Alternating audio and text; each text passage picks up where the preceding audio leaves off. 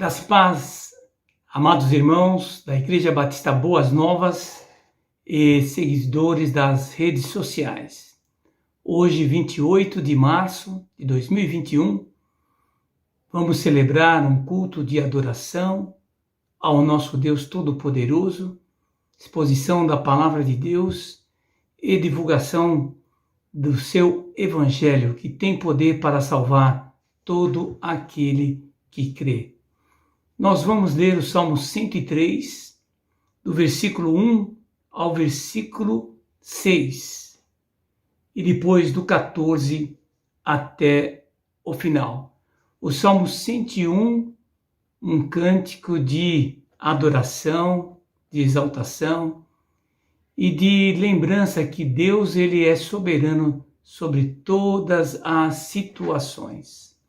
Vamos ler então Salmo 103, de 1 a 6, depois do versículo 14 em diante. Assim nos diz a palavra do nosso Deus amoroso.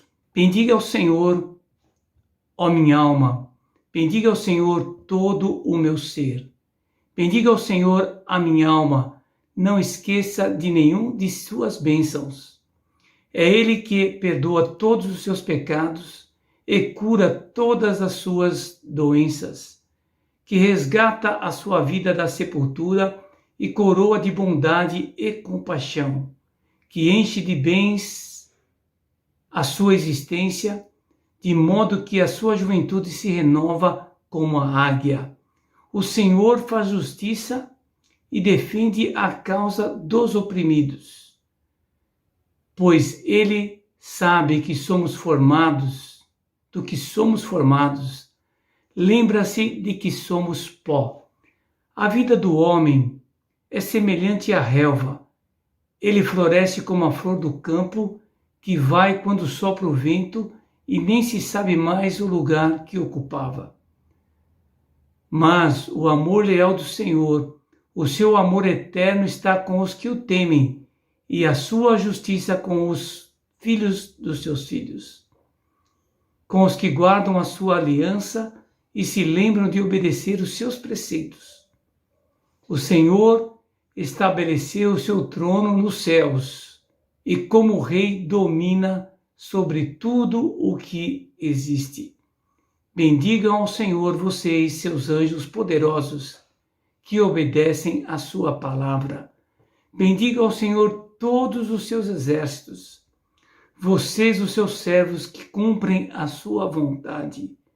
Bendiga ao Senhor todas as suas obras e todos os lugares do seu domínio. Bendiga ao Senhor a minha alma. Amém. Esse salmo de louvor, ele inicia incentivando a que a alma do salmista bendizesse ao Senhor, porque Ele tem nos dado muitas bênçãos, é Ele que nos cura, é Ele que nos guarda, é Ele que perdoa as nossas iniquidades, os nossos pecados. E nos diz ainda que o ser humano é como uma relva ou uma flor que nasce e que em curto tempo se esvai. Em curto tempo ela termina. Mas o amor de Deus, que é um amor leal, um amor eterno, ele lembra que somos pó. Ele lembra da nossa constituição e tem misericórdia de nós. O salmista também nos lembra que Deus, aqui no versículo 19, Deus estabeleceu seu trono nos céus e ele domina sobre tudo o que existe. E por isso podemos bendizer ao seu santo nome. E nessa noite, meu amado, eu quero lembrar a você que Deus, ele estabeleceu esse alto e sublime trono e ele está reinando sobre todas as situações, sobre todas as nações, sobre toda a terra e sobre todo o céu e Ele é Senhor absoluto. Por isso, amados, nós podemos bendizer ao Senhor. Ele é soberano, está soberano sobre esse alto trono e sobre todas as situações. Vamos orar, adorar a esse Deus e dedicar esse culto ao Senhor. Ó Pai, muito obrigado, porque nessa noite nós estamos aqui bendizendo ao Senhor. Nós estamos louvando, adorando e te dando todas as ações de graças, porque o Senhor é digno e merecedor de todo esse louvor e de toda essa adoração. E agora, Pai, recebe esse culto, recebe esse momento de culto ao Senhor, que o Senhor venha encher os nossos corações de alegria e que assim a tua palavra possa também ser pregada. Edifica a tua igreja e que o teu evangelho seja divulgado entre todos os povos.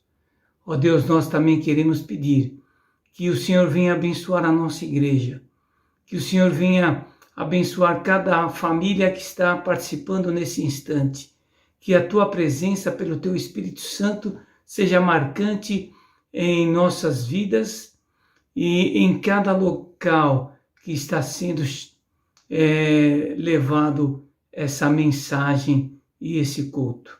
Nós te adoramos, te bendizemos, em nome de Jesus. Amém. Agora, queridos, vamos cantar ao Senhor 2 cânticos de adoração. Abra o seu coração, solte a sua voz, onde quer que você esteja, e adore ao Senhor. E após os cânticos, nós teremos o nosso radar missionário.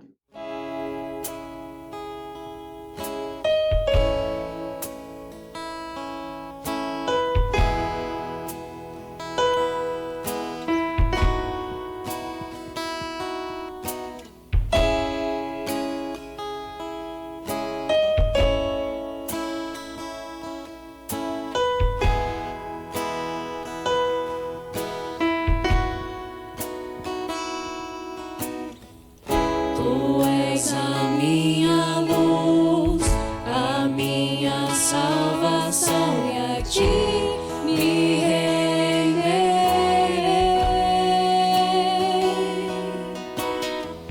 Se ao teu lado estou, seguro em tuas mãos, eu nada temerei.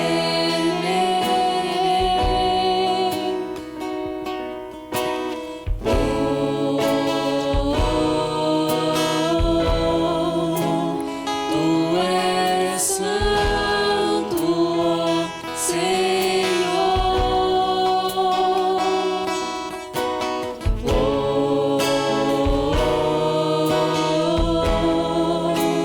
Tu és digno de louvor.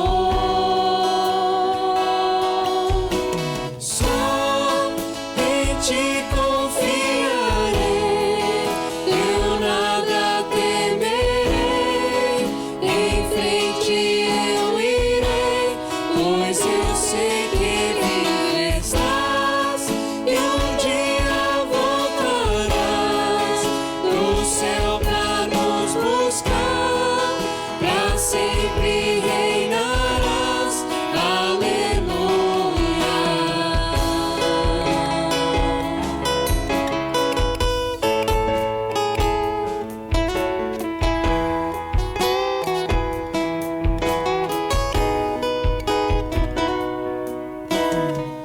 Tu és a minha luz, a minha salvação, e a ti me renderei.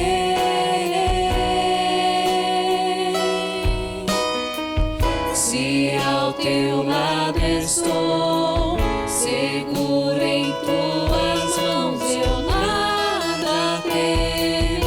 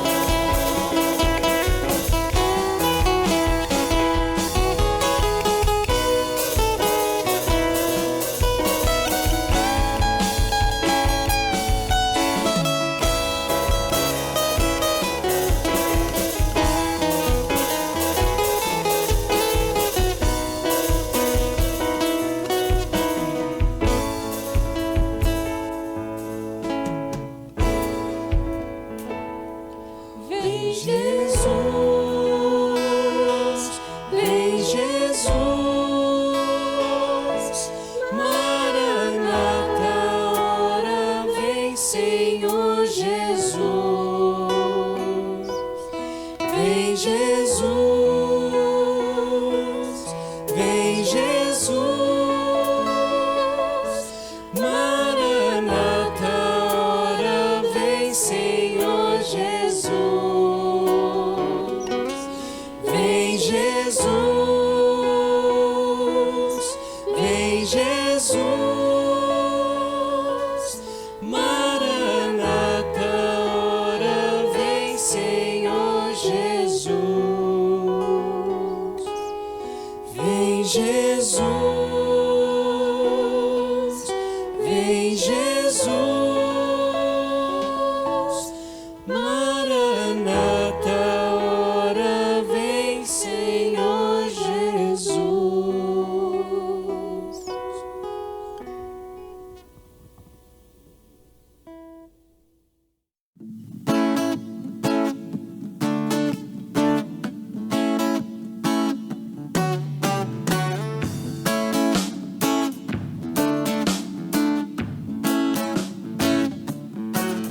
Cantai ao Senhor um cântico novo, cantai ao Senhor todas as terras, cantai ao Senhor, bendizei o seu nome, proclamai a sua salvação. Anunciai entre as nações as suas obras, entre todos os povos as suas maravilhas, porque grande é o Senhor e muito digno de ser louvado, mais temível do que falsos deuses. Glória e majestade estão diante dele, força e formosura no seu santuário. Glória e majestade estão diante dele, força e formosura no seu santuário.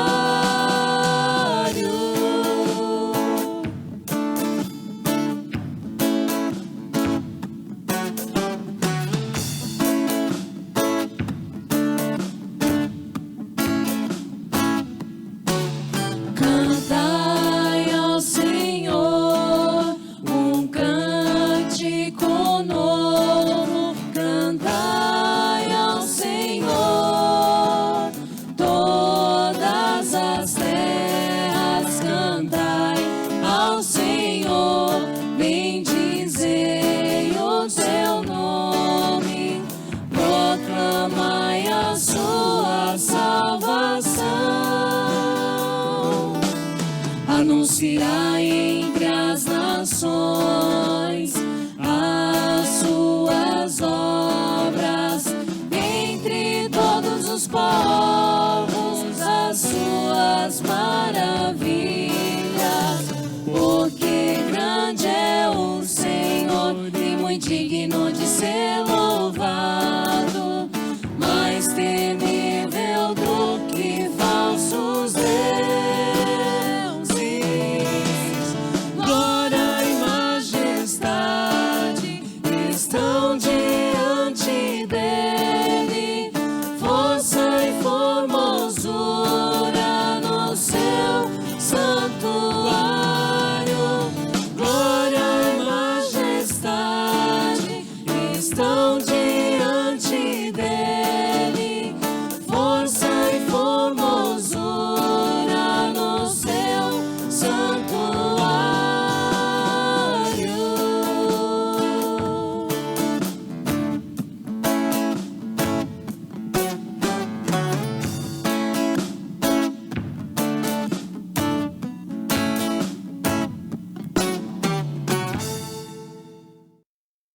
Boa noite, igreja, a paz do Senhor Jesus.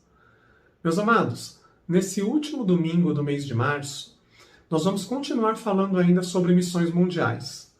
Hoje eu vou trazer para os irmãos um panorama de como está a vida de alguns cristãos ao redor do mundo. E com isso vamos visitar todos os continentes. Começando aqui pela América do Sul, isso mesmo, temos perseguição contra os cristãos no nosso continente. Na Colômbia, os nossos irmãos colombianos, principalmente os líderes da igreja, são fortemente assediados, ameaçados e muitas vezes assassinados por não aceitarem tudo o que as guerrilhas, o que os traficantes fazem no país. Isso principalmente em zonas remotas. Eles ameaçam, eles chegam, como eu disse, até a matar simplesmente porque veem os cristãos como um impeditivo para recrutarem novas pessoas e para continuarem espalhando o terror e o medo. O próximo país que nós vamos ver é o México, na América do Norte. Sim, até na América do Norte, próximo dos Estados Unidos, temos também perseguição contra os cristãos. A situação do México é muito similar à situação da Colômbia. Os nossos irmãos mexicanos sofrem muita perseguição e pressão dos traficantes de drogas, dos traficantes de pessoas, porque não se curvam a eles, sempre denunciam devido aos direitos humanos, então por isso acabam sofrendo grande perseguição. Atravessando o oceano, nós vamos para a África. Como os irmãos podem ver no mapa ao lado, todos esses pontos em amarelo são países que têm perseguição ao cristianismo. Eu quero dar destaque para esse ponto que está um pouco mais escuro, em laranja, que é a Nigéria, que é um dos maiores países da África, possui até um desenvolvimento um pouco melhor do que os outros, mas ainda assim é o lugar no mundo onde mais cristãos são assassinados todos os anos. Principalmente devido a uma milícia que chama Boko Haram, no qual eles são extremistas islâmicos e perseguem sem dó os cristãos. Eles são, infelizmente, também muito famosos por sequestrarem mulheres cristãs, assediá-las sexualmente e casá-las com membros para que elas possam ficar presas ao islamismo. Indo para a Ásia, chegamos ao Oriente Médio. Também, dezenas de países na Ásia perseguem os cristãos. Mas eu quero dar ênfase para 2 países. O primeiro é a Turquia. Mesmo sendo considerado um dos países mais abertos do Oriente Médio, fazendo divisa direto com a Europa, a Turquia não deixa de perseguir os cristãos. Além de perseguir fortemente todos os cidadãos turcos que se tornam cristãos, eles também perseguem até os estrangeiros, e uma pessoa que é declarada cristã, ela sofre preconceito até para conseguir um emprego. Lá, você é colocado no seu RG das pessoas mais velhas ou das mais novas que têm um RG digital, é colocado no chip desse RG a religião dessa pessoa. E quando as empresas veem que são pessoas cristãs, sempre oferecem empregos inferiores, e se tiver que contratar entre um cristão e um muçulmano, mesmo que o cristão seja muito mais bem preparado, essa pessoa não será contratada. Continuando pela Ásia, chegamos na China. A igreja cristã na China cresce muito. Muitas escondidas, poucas com a permissão do Estado. Mas esse crescimento da igreja tem incomodado muito o Estado chinês, e eles têm criado novas leis para frear esse crescimento. Em 2018 para cá, eles voltaram com leis de, por exemplo, proibir a venda de Bíblias no país. E também continuam com uma opressão muito forte a todos os que querem compartilhar a sua fé. Por fim, chegamos à Europa. Não Não há perseguição aos cristãos na Europa. Porém, o número de cristãos tem diminuído preocupantemente. O continente que foi o berço da Igreja Protestante, onde Lutero, Calvino, Knox iniciaram um movimento que chegou até nós, hoje está esfriando. Foi também na Europa onde John Smith iniciou a primeira igreja com doutrinas batistas, na Holanda. Porém, o continente europeu vem se tornando cada vez mais muçulmano e cada vez mais ateu. Há um número de cristãos, um número enorme de cristãos que são apenas cristãos nominais. São pessoas que se declaram cristãs, mas que não praticam a fé cristã. Se declaram católicos e até mesmo protestantes, porém são frios, não frequentam a igreja, não convivem com os irmãos.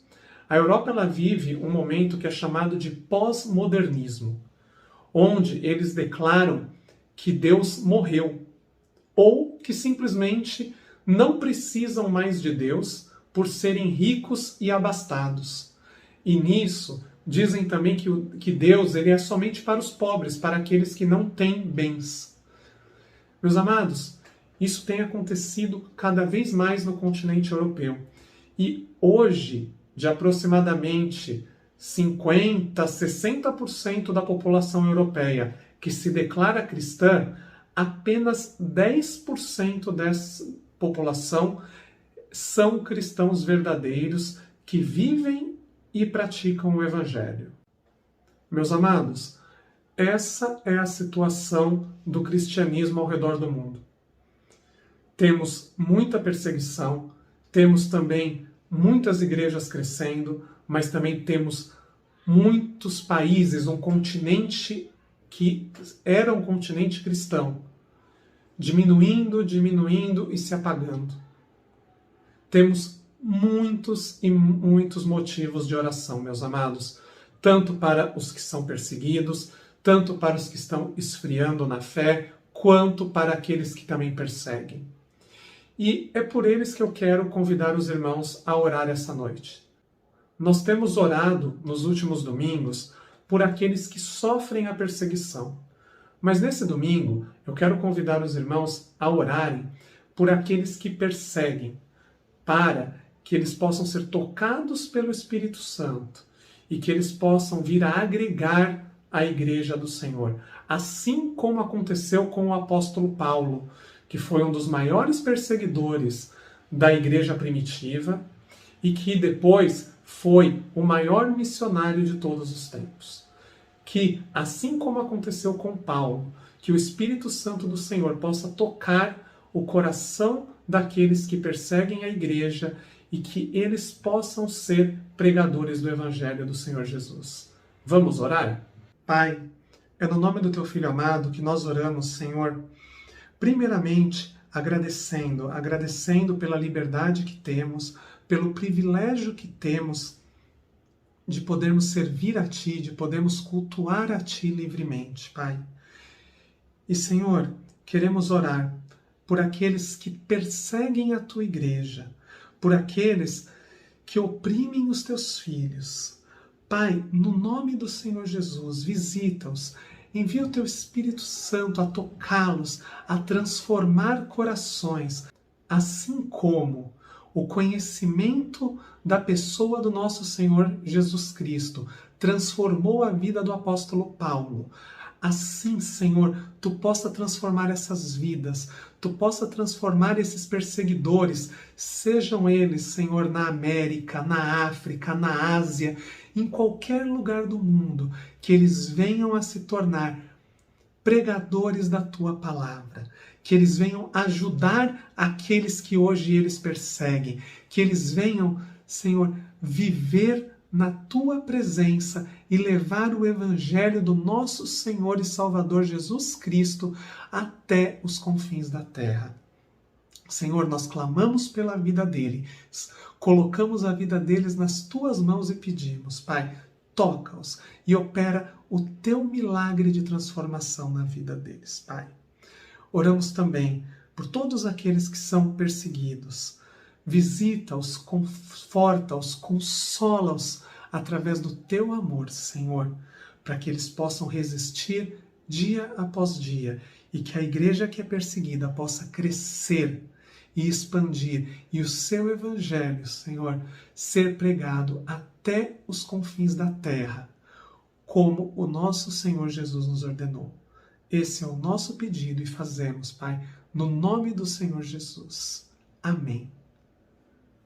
Meus irmãos, Deus abençoe a todos. Tenham um ótimo culto. Graça e paz, irmãos. Nesse momento eu trouxe o Pai Nosso cantado para que nós possamos levantar um clamor ao Senhor. Tem sido momentos difíceis. Eu vejo o nosso grupo cada vez mais notícias de perda de famílias enlutadas. E às vezes nós podemos perder as palavras diante do Senhor. E Cristo nos ensina essa oração que é totalmente suficiente, que nós não precisamos nada mais do que a vontade do Senhor nas nossas vidas. Então que no momento dessa canção que nós clamamos, deixa o céu descer, você possa mentalizar as áreas, tudo que você gostaria de pedir ao Senhor que esteja presente. Deixa o céu descer, é dizer, faça a sua vontade, Senhor, aqui na terra. Deixa o céu descer sobre o meu lar, deixa o céu descer sobre os hospitais, os enfermos, as famílias dos enfermos, os enlutados. Deixa o céu descer sobre os profissionais, deixa o céu descer sobre a depressão que assola a população, o sofrimento. Deixa o céu descer, Senhor. Ele pode todas as coisas. Nós temos um Deus que afirma nas Escrituras, eu sou. Ele diz, eu sou Jeová, eu sou Senhor dos exércitos, eu sou Deus de Israel, eu sou. E Ele pode todas as coisas, meus irmãos. Vamos clamar a Ele, vamos clamar por nós e clamar pela nação, que o Senhor sare a nossa nação. Amém?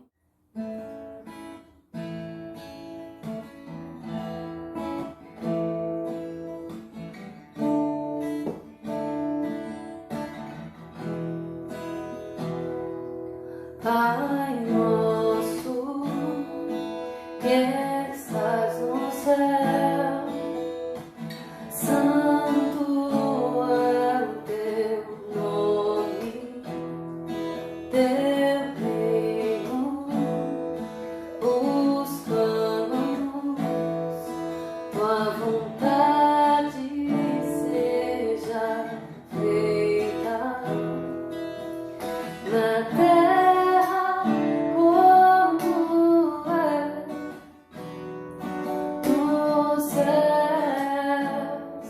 Deixa o céu descer na terra como é no céu. Deixa o céu descer.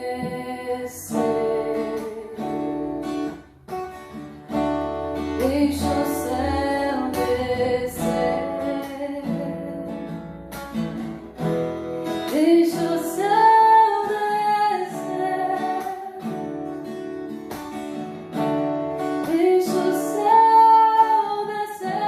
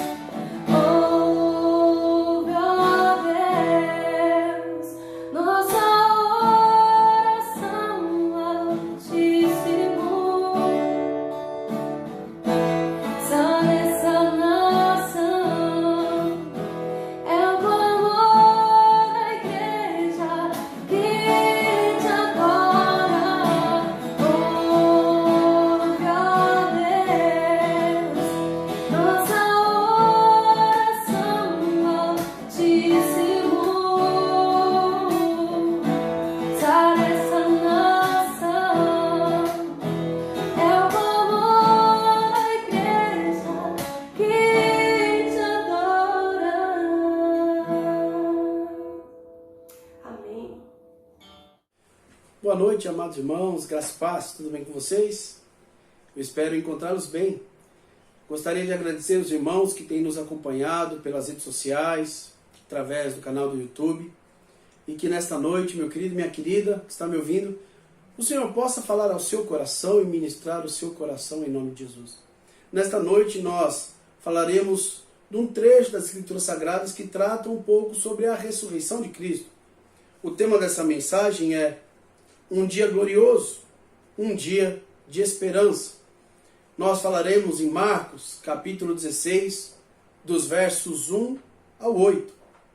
E quando nós falamos da ressurreição de Jesus, de acordo com a tradição cristã, meu irmão, minha irmã, Jesus ele foi crucificado na sexta-feira, provavelmente antes das 6 da tarde, segundo o nosso calendário, que é o calendário gregoriano, onde a forma de se contar os dias é semelhante ao calendário romano, também utilizado nos dias de Jesus, chamado calendário juliano.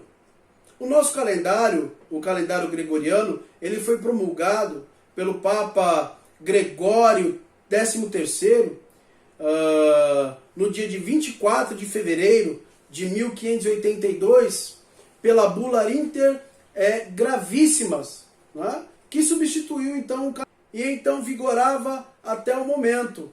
Ambos, tanto o calendário juliano quanto o calendário gregoriano, eles tinham a mesma forma umas formas semelhantes de se marcar os dias, as horas. O calendário juliano marcava de meia-noite em meia-noite, ou 24 horas, 24 horas, semelhante ao nosso. Então Jesus ressuscitou de acordo com o calendário no domingo, que dá 3 dias de diferença. Aí você me pergunta, como assim, pastor? 3 dias de diferença? Ele morreu na sexta e ressuscitou ao domingo? Nas contas, dão 2 dias. Mas nós não podemos nos esquecer, meu irmão, minha irmã, que os judeus têm uma outra forma de se contar os dias. Os dias se iniciam a partir das 6 da tarde do dia anterior. Por exemplo, se hoje é domingo, o domingo se iniciou no sábado às 6 da tarde. A partir das 6 da tarde. E se encerra às 6 da tarde esse domingo, já dando início à segunda-feira. Então, nós vemos estas diferenças de calendários, não é? De dias, nos evangelhos de Marcos, o qual se utiliza do calendário judaico, e o evangelho de João, né? Que se utiliza do calendário juliano. E essas contagens, esses calendários, não é? São bem diferentes para descrever os dias. Então, meu irmão, minha irmã, Jesus, segundo o calendário judaico, se nós fôssemos contar, né, de sexta-feira, que se iniciou na quinta das 6 em diante, né, já seria a sexta, primeiro dia. Na quinta já começa o primeiro dia, vai até a sexta, 6 da tarde. 6 da tarde começa o sábado. Né? Na sexta, começa, as partes das 6 da tarde começa o sábado, que vai até o quê? O sábado até as 6 da tarde. Então inicia-se o que? O domingo a partir das 6. Né? Que vai até o que? O domingo à tarde, até as 6, onde iniciaria a segunda. Então Jesus ficou 3 dias, né, morto, e ele então ressuscita no domingo, né, durante o dia do domingo. E esse é o pensamento que a tradição observa até os dias de hoje. E a partir então destes 8 versos, né, que eu estarei lendo para vocês sobre a ressurreição de Jesus Cristo, vamos ver algumas lições importantes sobre esta questão. Importantes porque se trata da ressurreição de Jesus, o qual foi um evento que marcou a história da humanidade, que marcou o mundo e principalmente marcou a vida e marca a vida de todos aqueles que creem em Cristo. Vamos ver o que diz Marcos, capítulo 16, dos versos 1 ao 8. Diz assim a palavra do Senhor. Passando o sábado, Maria Madalena, Maria, mãe de Tiago e Salomé, compraram aromas para irem embalsamá-lo. E muito cedo, no primeiro dia da semana, ao despontar do sol, foram ao túmulo. Diziam umas às outras: quem nos removerá a pedra da entrada do túmulo? E olhando, viram que a pedra já estava removida, pois era muito grande. Entrando no túmulo, viram um jovem assentado ao lado direito, vestido de branco, e ficaram surpreendidas e atemorizadas. Verso 6. Ele, porém, lhes disse: não vos atemorizeis. Buscais a Jesus, o Nazareno, que foi crucificado. E ele ressuscitou, não está mais aqui. Vede o lugar onde ele tinha posto. Mas, ide, dizei aos seus discípulos e a Pedro, que ele vai adiante de vós para Galiléia. Lá o vereis, como ele vos disse.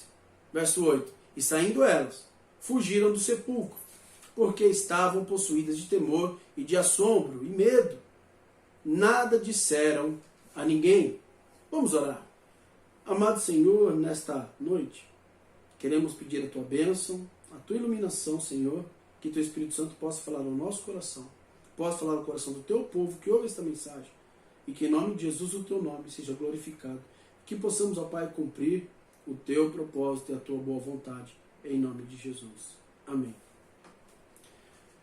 Meus irmãos, já passado, como diz o texto, sábado, estando no domingo, no despontar do sol, as mulheres que amavam a Jesus e que o auxiliaram muito no seu ministério terreno, saíram cedo para comprar aromas para poder então embalsamar ou ungir o corpo de Jesus como um ato de amor, para diminuir o odor do corpo em decomposição. Porém, durante o caminho, elas se lembraram que havia uma pedra para ser removida. Esta pedra que estava na porta do sepulcro era grande, era de sobremodo enorme, e elas não poderiam remover sozinhas. E elas se lembraram que também não estavam com elas ali nenhum homem que pudesse ajudá-las com isso. E chegando lá, elas tiveram uma grande surpresa. Elas encontraram aquela grande pedra já removida. Segundo Mateus, no capítulo 28, Mateus ele relata algo que nenhum dos outros evangelistas relataram. Ele diz que houve um grande terremoto, porque um anjo desceu do céu. E lá havia alguns guardas que estavam fazendo a segurança daquele local, a pedido dos principais sacerdotes, que recorreram até Pilatos, que era o governador daquela região, porque eles temiam, né? Eles tinham muito medo que os discípulos de Jesus roubassem o corpo do mestre e saíssem por aí espalhando a famosa fake news de que Jesus havia ressuscitado. Então havia um grande medo desses sacerdotes. E então, se eles saíssem e propagassem a ressurreição de Cristo, certamente Jesus faria muitos mais discípulos do que ele já tinha. E eles também dizem, né, que Jesus, todas as mentiras que Jesus contou em vida, não seria nada perto desta última mentira contada em morte. E então Pilatos, ouvindo, né, o pedido dos principais sacerdotes, manda escoltas para o túmulo de Jesus. Mateus 27, a partir do verso 62, diz que, chegando lá, encontram os guardas desmaiados. A pedra estava removida e havia em cima daquela pedra um anjo assentado sobre ela. E então elas entraram no túmulo, no sepulcro, e viram um segundo anjo assentado na câmara externa, que era separada da câmara mortuária. Elas eram separadas por um estreito caminho, por uma estreita passagem. Como nós sabemos que são dois? Lucas capítulo 24, verso 4, diz que eram dois varões, né, com vestes resplandecentes. E esses textos, eles não se contradizem, meus irmãos. Eles apenas se completam. Né?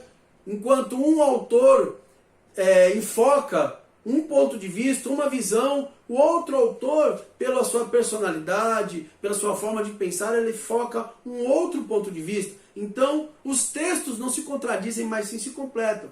Então, esses dois anjos, né, disseram a elas, aquelas mulheres que depois de entrarem ali naquele sepulcro, não ficassem, elas não deveriam ficar atemorizadas. Porque Jesus, o Nazareno, a quem buscais, que foi crucificado, ressuscitou e já não estava mais lá. Olha só, meu irmão. E então, esses anjos pedem para que as mulheres viessem e olhassem onde eles tinham colocado Jesus, dizendo assim, olha, venha ver onde ele foi colocado. Está lá em Marcos, capítulo 16, verso 6.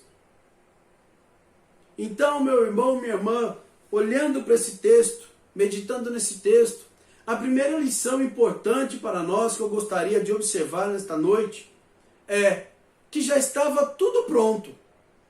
Observando Marcos capítulo 16, verso 26, quando diz, entrando no túmulo, viram um jovem assentado ao lado direito, vestido de branco, e ficaram surpreendidas e atemorizadas. Parteado, verso 6. Ele, porém, lhe disse, não vos atemorizeis.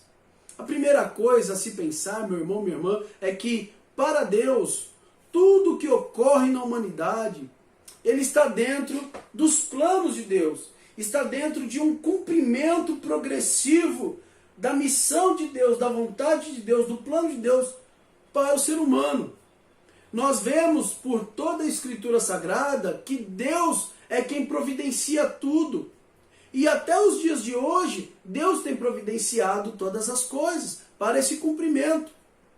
Para Deus, meu irmão, minha irmã, a grande surpresa deste evento que marcou o mundo e que certamente, como diz o texto, deixou os discípulos perplexos, não é uma surpresa para Deus.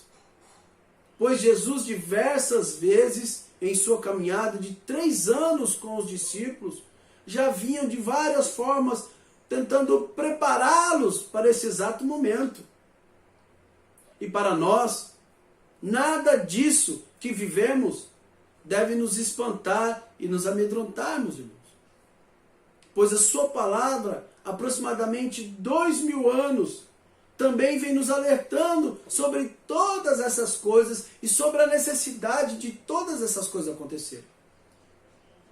Então, o mesmo ensino, o mesmo aviso que Jesus vinha dando a eles, a Bíblia vem nos falando há cerca de 2000 anos. Então, surge uma pergunta. Por quê? Por que, meu irmão, minha irmã? Por que nós agimos assim? Por que nós, mesmo sendo avisados, mesmo sendo orientados pela palavra de Deus, mesmo sendo os discípulos orientados pelo próprio Jesus, nós ainda ficamos perplexos com os acontecimentos? Eu não consigo pensar em nenhuma resposta diferente da de Mateus 17:17, que diz, então Jesus exclamou, ó geração sem fé e perversa, até quando estarei convosco?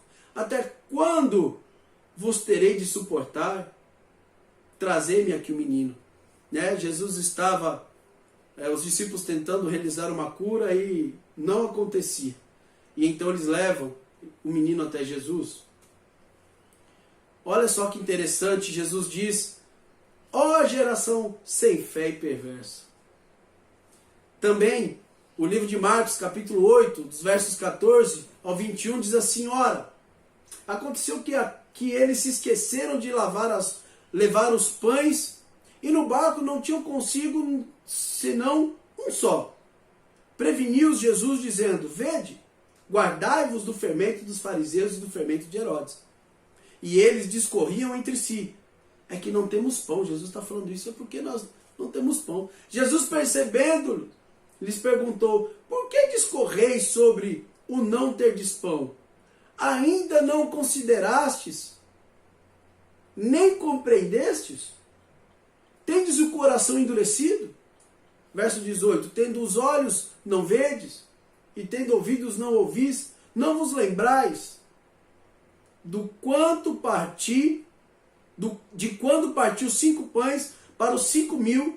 Quantos cestos cheios de pedaços recolheste? Responderam eles, 12. E de quando partiu 7 pães para os 4.000? Quantos cestos cheios de pedaços recolheste? Responderam eles, 7. Ao que lhes disse Jesus, não compreendeis ainda? Jesus tinha acabado de fazer a multiplicação dos pães e peixes. E daqui a pouco eles começaram a questionar porque não tinham levado mais, só tinham apenas um pão. E Jesus fala, poxa vida, nós acabamos de viver isso. Nós acabamos de passar por isso. Vocês viram o quanto sobrou da primeira multiplicação, da segunda multiplicação? Isso me mostra, meu irmão, minha irmã, que de acordo, né, com o texto, é que essas circunstâncias, mesmo muitas vezes nos avisando, o texto nos ensinando, Jesus com os discípulos, ainda assim falta fé no nosso coração. A circunstância, quando acontece, quando se cumpre aquilo que estava predito, muitas vezes, quando nós estamos de cara com a circunstância, o qual nós somos avisados muitas vezes, nós estamos meio que debilitados na fé. Nos falta fé.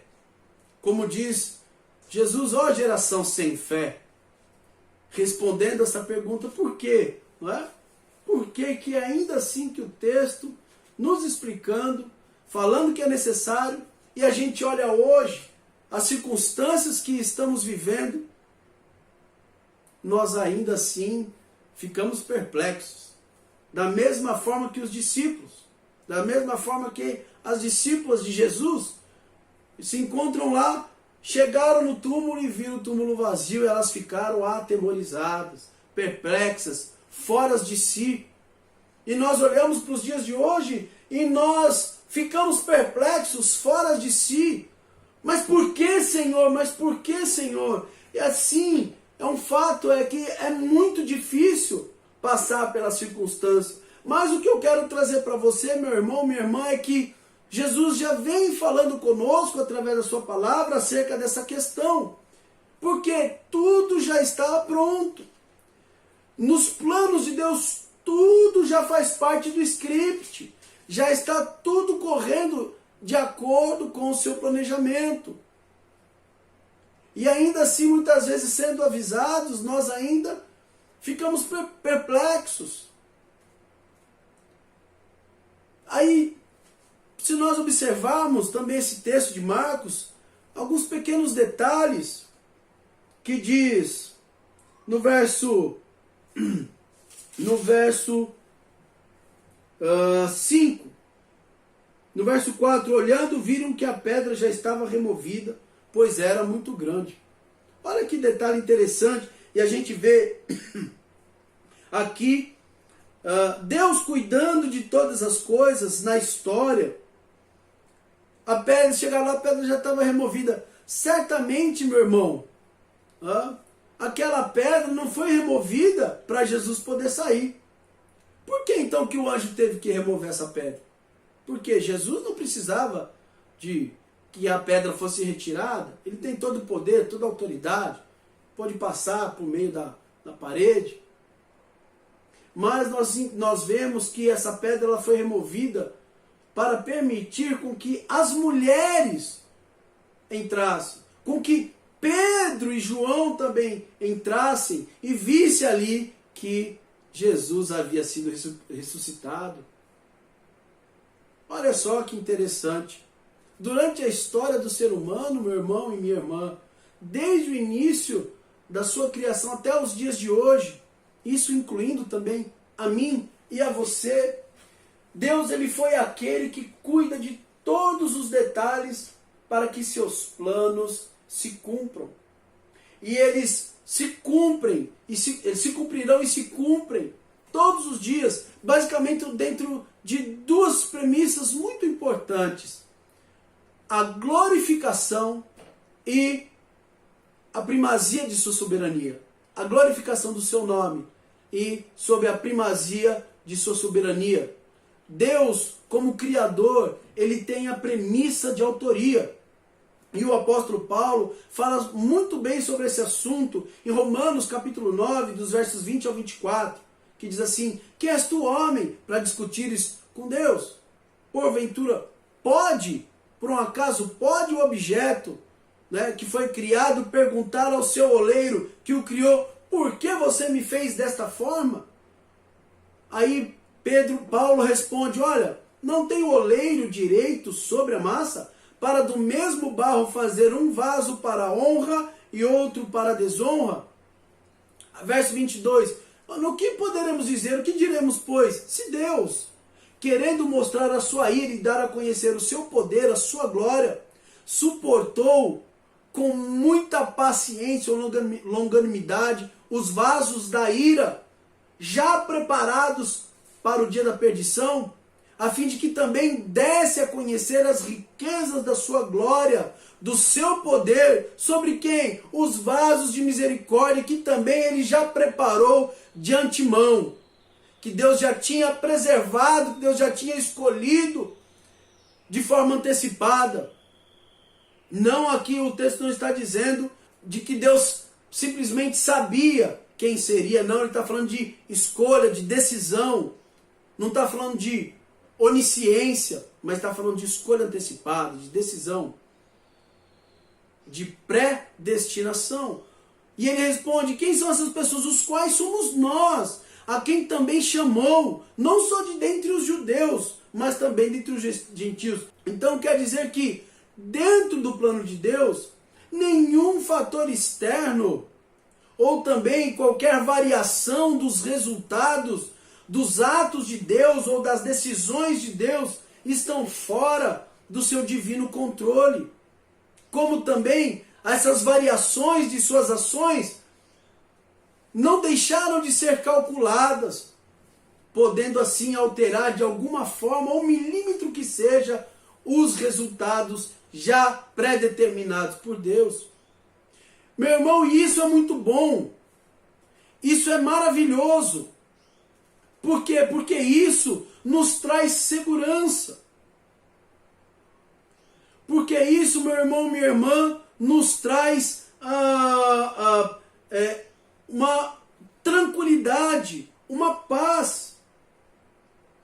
Isso, meu irmão, nos dá simplesmente a condição de poder deitar no travesseiro enquanto o mundo está sendo arrasado, e ainda assim dormir tranquilamente, sabendo que Deus está no controle de todas as coisas. Quando nós vemos, né, as notícias, nós observamos, né, as fotos, né, das UTIs, todas repletas de pessoas, nós vemos notícias de amigos, colegas, até parentes, até dentro da nossa casa. Nós olhamos para a Escritura Sagrada e esta Escritura, ela nos dá uma estabilidade de que nada foge ao controle de Deus. Isso nos dá uma convicção de que a ressurreição de Cristo é real. E se é real a ressurreição de Jesus, a nossa também será. A nossa também é. De que aquilo que Jesus prometeu para nós é real. Então isso nos traz, de certa forma, uma certeza, uma estabilidade de que Deus está no controle, ainda que o caos do lado de fora, não é, esteja reinando. Aos olhos humanos, o caos está reinando, mas Deus está reinando sobre ele e sobre todos os fatores, sobre todas as coisas, ainda que visivelmente as circunstâncias não nos alegrem, mas elas nos desanimem, nos ponha para baixo, nos dê tristeza, faça com que o nosso coração venha sangrar pela perca de um amado, de uma amada, de um parente. Nós sabemos, podemos ter a convicção de que Deus é soberano sobre todos, e soberano também de forma individual sobre mim e sobre você. Nada passa desapercebido aos seus olhos. Por quê? Porque Cristo ressuscitou. Porque Deus não está morto, Ele está vivo. Porque Ele vive e reina para todo sempre.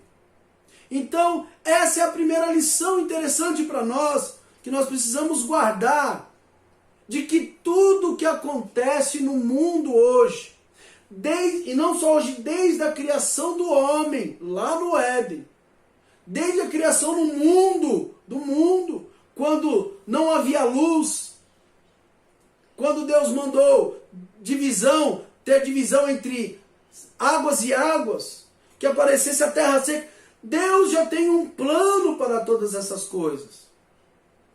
Mesmo com a entrada do pecado no Éden, mesmo com o grande genocídio que aconteceu com Hitler sobre os judeus, mesmo com a gripe espanhola e mesmo com o coronavírus, o qual nós padecemos hoje, Deus ainda está sob o controle de todas as coisas. Tudo já está pronto para o que se cumpram os planos de Deus. E neles estão a minha vida e a sua vida. Um segundo ponto, meu irmão, minha irmã, que eu gostaria de tratar, de observar com vocês, essa lição importante é a sua ressurreição, a ressurreição de Jesus é a minha esperança. Ela nos traz um sentimento de esperança, uma bagagem de alegria e de esperança. Como diz o verso 6, ele porém lhes disse, não vos atemorizeis, buscais a Jesus o Nazareno que foi crucificado, ele ressuscitou, não está mais aqui. Olha, veja o lugar onde tinham posto. Em outras palavras, o sentido destas palavras, não vos atemorizeis, é o seguinte, olha o que o anjo está querendo dizer, olha, o evento da ressurreição de Cristo é o início de uma grande festa. Por isso, parem com o que estão fazendo, parem com essa tristeza, parem com esse pesar no coração, em vez disso, alegre-se. Porque este é um dia de celebração e a festa começa agora. Então, meu irmão, minha irmã, Jesus, ao ressuscitar, ele subjuga a morte. Mostrando o quê? Mostrando a todos que Jesus tem autoridade sobre a morte. E acima de todos, Jesus governa. E nos governa também como a menina de seus olhos. Né? Governa a vida dos seus santos, como a menina dos seus olhos, como aquele que tem o maior cuidado. Por isso, meu irmão, minha irmã, a ressurreição de Jesus foi o início de uma grande festa, uma festa que nos coloca esperança, nos injeta alegria, nos injeta, sabe, a convicção de saber de que ainda, não é, que aconteça alguma coisa comigo, ainda que eu fique enfermo, ainda que eu morra, eu ainda pertenço a Jesus. João capítulo 11, versos 25 e 26 diz assim, disse-lhe Jesus, eu sou a ressurreição e a vida. Quem crê em mim, ainda que morra, viverá. E todo que vive e crê em mim não morrerá eternamente. Crês isto? Jesus ainda pergunta, você crê nisso? Então quando Jesus ele ressuscita, ele subjuga a morte. Ele mostra a todos que Jesus, que ele tem todo o poder e toda a autoridade sobre a morte e sobre a vida. A morte não conseguiu contê-lo, por isso Jesus é o autor da vida. E isso, meu irmão, essa ressurreição, ela nos dá uma esperança viva e uma segurança de que enquanto nós estivermos aqui nesta terra, aqui nós estaremos por conta de Deus. Quer que estejamos aqui ou quer que partimos, Deus ainda permanece sendo o nosso cuidador, aquele que se responsabiliza por nós, que cuida de nós. E se nós partirmos, foi porque Ele quis nos ter ao seu lado. Gosto muito do texto de Romanos, capítulo 14, verso 8, que diz, porque se vivemos, para o Senhor vivemos. Se morremos, para o Senhor morremos. De sorte que ou vivamos ou morramos, somos do Senhor. Se estivermos nessa vida, pertencemos a Cristo. Se estivermos na eternidade, pertencemos a Cristo. Então, independente das circunstâncias, de qualquer circunstância que possa abater sobre a igreja de Cristo, sobre os filhos do Senhor, permanecemos em Cristo e pertencemos a Ele, estamos sob os seus cuidados. Por isso a ressurreição foi tão importante, foi um dia tão especial, um dia de esperança. E uma esperança dada a todos os homens. Foi um dia maravilhoso, que nos faz andar com os corações repletos de esperança, sabendo que o nosso Redentor Jesus Cristo, que ressuscitou no domingo ao terceiro dia, vive e reina para sempre. Por isso, quando nós olhamos para tudo que está acontecendo ao nosso redor, todas as notícias que temos ouvido, que temos lido, eu quero, meu irmão, minha irmã, nesta noite, te desafiar a passar a olhar todas as questões que nós estamos vivendo nesses dias com um olhar, com um prisma completamente diferente. Eu quero te desafiar a olhar com um prisma da esperança. Da mesma forma que o anjo falou àquelas mulheres no sepulcro, em Lucas, capítulo 24, verso 6, quando ele diz, olha, ele não está aqui, mas ressuscitou. Lembrai-vos de como vos preveniu, estando ainda na Galileia.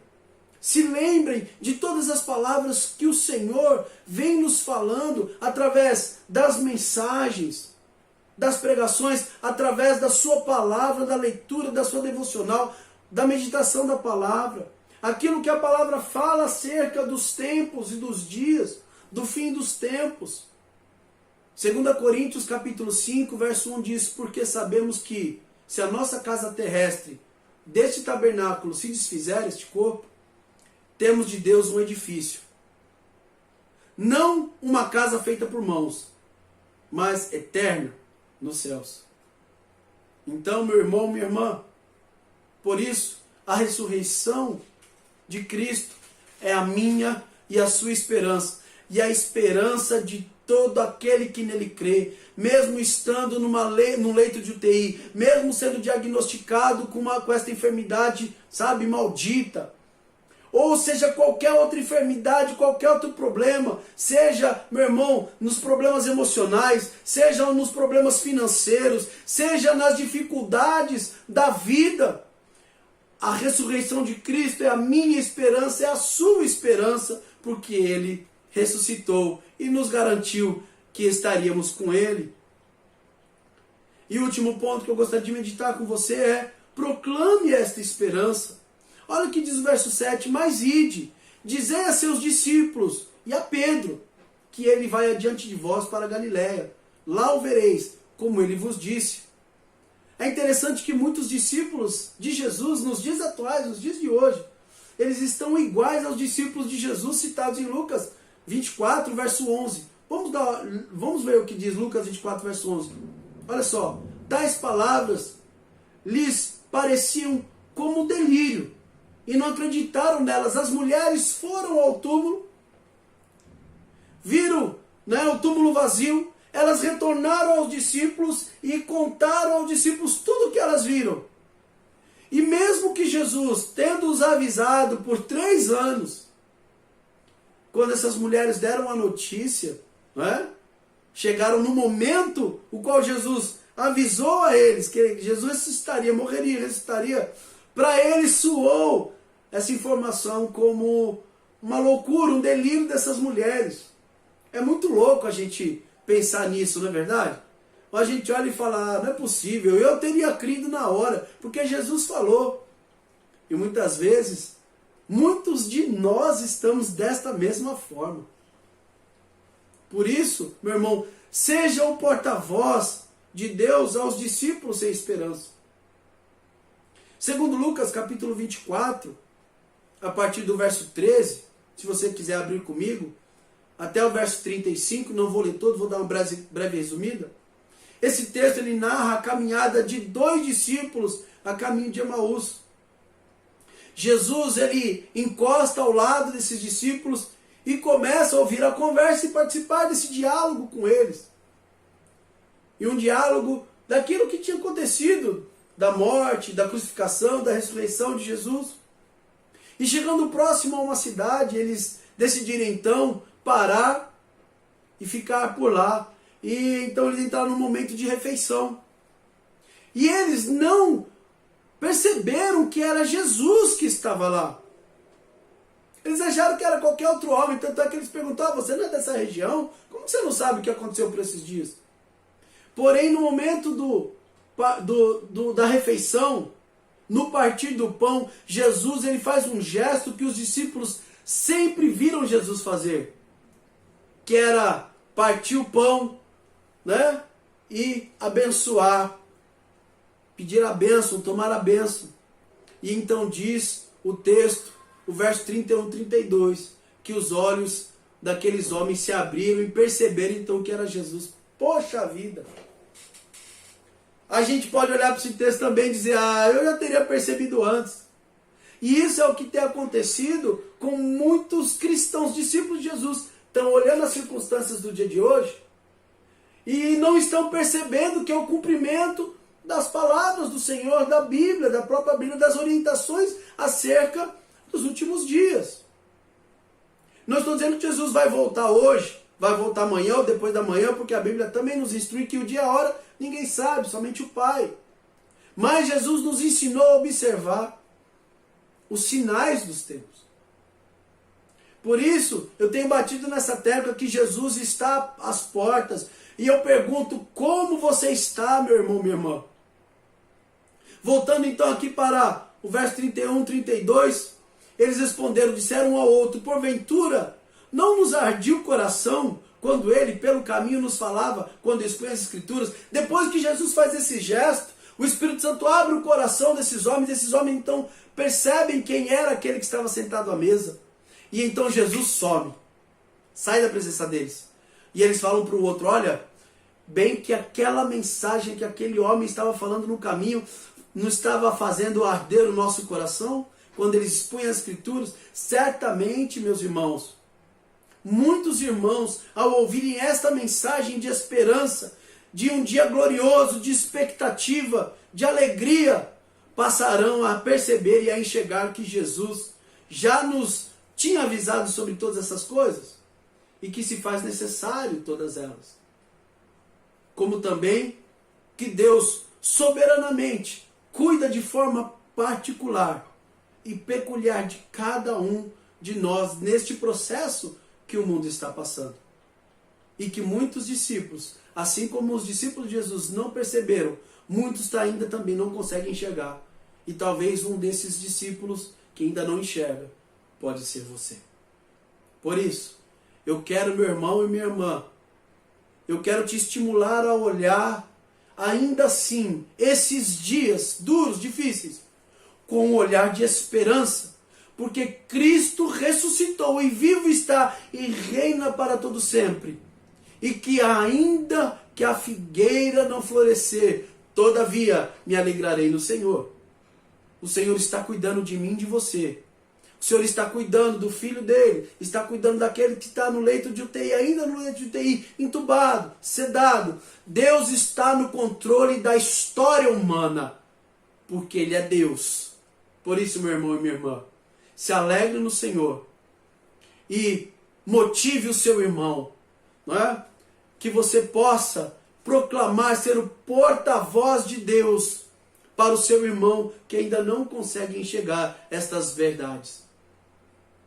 Esse é a minha oração e o meu pedido em nome de Jesus. Que o Senhor possa te abençoar, possa te dar uma semana repleta de esperança e satisfação, de gozo, de alegria de pertencer a Jesus, mesmo nesses tempos de crise. Deus abençoe a todos, em nome de Jesus. Obrigado, pastor Diego, por essa edificante mensagem. Obrigado, seminarista Denis, pelo radar missionário, por cada um que está participando desse culto. Que Deus nos ajude a permanecermos firmes, constantes, sempre abundantes no serviço do Senhor e no relacionamento com esse Deus amoroso. Vamos estar orando pela nossa comunidade, os membros da nossa igreja. Siga aquele grupo do WhatsApp que tem o objetivo principal de divulgar as atividades da igreja e um canal de compartilhar os pedidos de orações.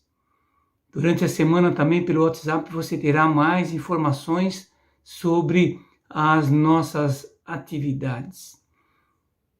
E aproveitando, participem das atividades da igreja. Terça-feira, às 20 horas, reunião das mulheres. Quarta-feira, culto de oração para toda a igreja. E no próximo domingo, seguiremos com o nosso culto de adoração ao nosso Deus. Feche seus olhos, curve sua cabeça, vamos orar. E após a oração, vamos nos despedir com a bênção do Senhor. Ó Pai, nesse instante eu chego diante do Teu trono de graça.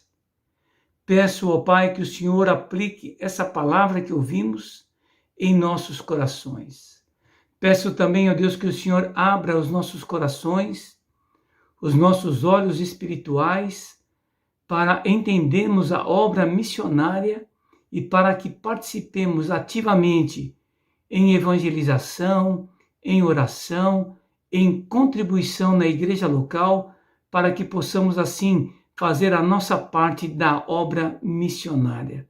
Agora, ó Pai, eu quero estender as minhas mãos sobre os membros da nossa igreja. Pela fé, ó Pai, eu quero estender aqui as mãos sobre cada membro da nossa igreja e em cada família ligada à nossa igreja, em particular esses que estão participando nessa noite.